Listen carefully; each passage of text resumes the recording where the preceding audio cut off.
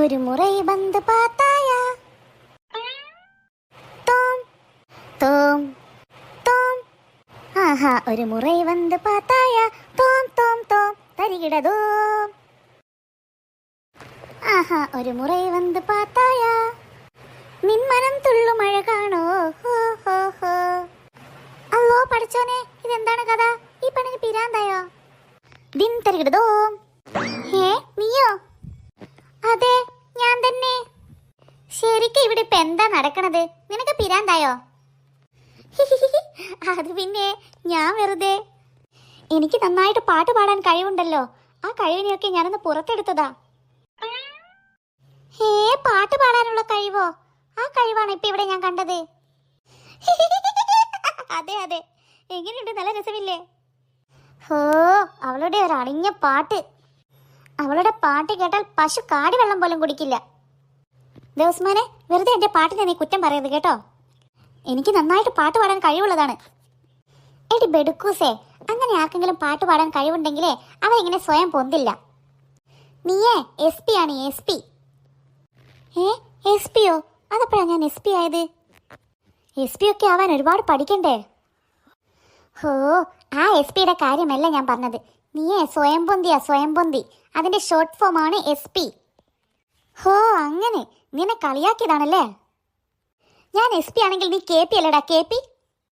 KP-യോ? അതെന്താണ് ഈ KP? നിനക്കറിയില്ലേ KP എന്താണെന്ന്?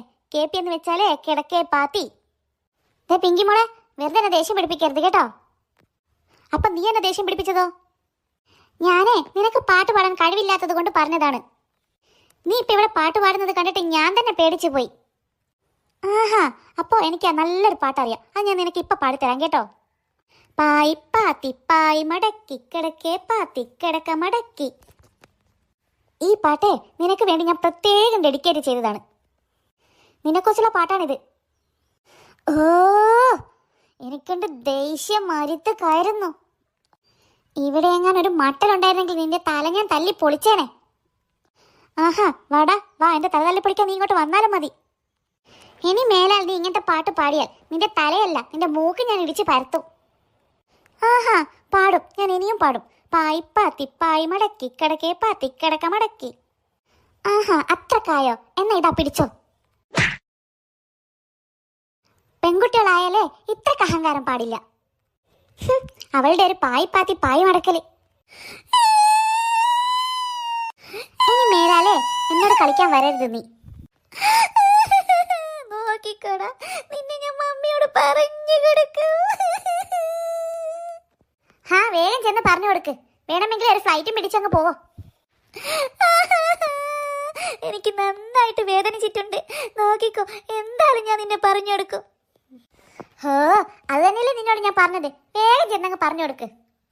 കിട്ടിയിട്ടുണ്ടെങ്കിലേ കണക്കായിപ്പോയി. എന്നോട് കളിച്ചാലേ ഇങ്ങനെ ഇരിക്കും. അവളുടെ വിചാരം വലിയ ശ്രേയാ ഘോഷലാണെന്നാ, ശ്രേയാ ഘോഷല്. നീ പോയിട്ട് നിന്റെ മമ്മിയോട് പറഞ്ഞു കൊടുത്താലേ നിനക്ക് തന്നെയാ ചീത്ത കിട്ടുക. കാരണം നീ എന്നെ കളിയാക്കിയത് കൊണ്ടാണ് ഞാൻ നിന്നെ ഇടിച്ചത്. ഇനിയും എന്നെ കളിയാക്കിയാൽ ഇനിയും നിനക്ക് ഇടി കിട്ടും. അതുകൊണ്ട് എന്നോട് കളിക്കുന്നത് സൂക്ഷിച്ചിട്ട് കളിച്ചോ നീ. അയ്യോ, എന്റെ മൂക്ക്. വെറുതെ അവന്റെ കയ്യിൽ നിന്നും ഇടി ഇരന്ന് വാങ്ങി. മൂക്കാണെങ്കിൽ നന്നായിട്ട് വേദനിക്കുകയും ചെയ്തു. ഇനിയിപ്പോ അവൻ പറഞ്ഞതുപോലെ ഇതും കൊണ്ട് വീട്ടിൽ ചെന്ന മമ്മിയുടെ കയ്യിൽ നിന്നും നല്ലോണം തല്ലുകൊള്ളും. ഒന്നും ആരോടും മിണ്ടാതിരിക്കുന്നതാണ് ബുദ്ധി. എന്നാലും എന്റെ മൂക്ക് ഒന്നും വേണ്ടായിരുന്നു.